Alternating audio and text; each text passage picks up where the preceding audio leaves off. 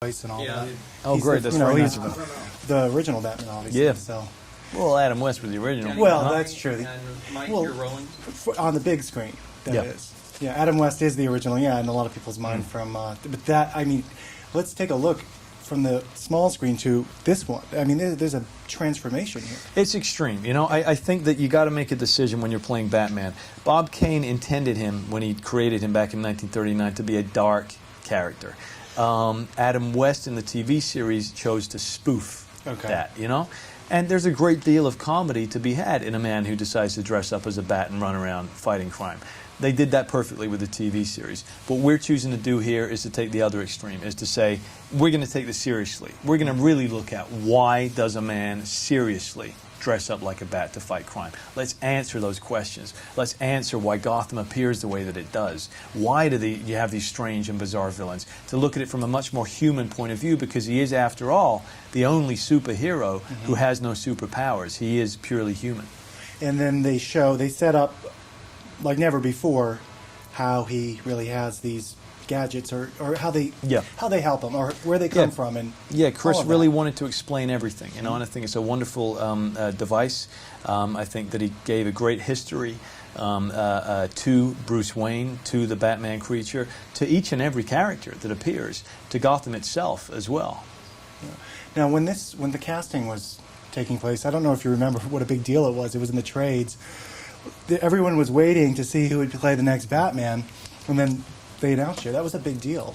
I mean, were you? I don't know how you were. I mean, were you approached and thought, well, maybe I don't care? You know what? I pursued it more than them approaching me, because I had not been a Batman fan. I was not a comic book reader as a kid. The TV series I had seen, you know, it's fine. It is what it is. The movies I'd enjoyed, but I hadn't really been affected by them. Then I read a graphic novel in the year 2000 about Batman, kind of begrudgingly. I didn't think I would enjoy it.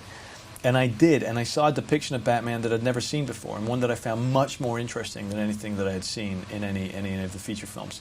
Much darker, much more human, and I'm really a character that for the first time I saw would be a wonderful role to play. And so I was on the lookout for the possible eventuality of somebody making another Batman movie, and if they were going to use the graphic novels as the source. And it just came around within a few years. And with Chris Nolan on board, who, you know, is a very intelligent filmmaker, I loved that because he's not somebody who you would expect to make this kind of a movie. Totally different type of movie for him. Exactly. And so by the time I actually got cast, I wasn't reading the trades and everything, but I had really kind of become obsessed with it. I had a very strong idea about the way that I wanted to portray Batman, and so to be honest, it was.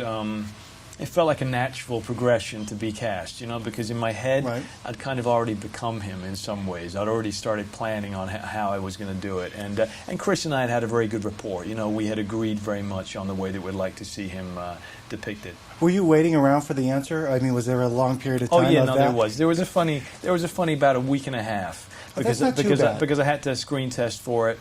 And it was about a week and a half of them sitting back, and you know, we sitting there waiting, you know, and then finally, you know, the call came through, and the way that I found out actually was because I had bought a piñata when I was coming back through Mexico of Batman, and I said, well, if I ever get the role, then I'll beat the crap out of this piñata.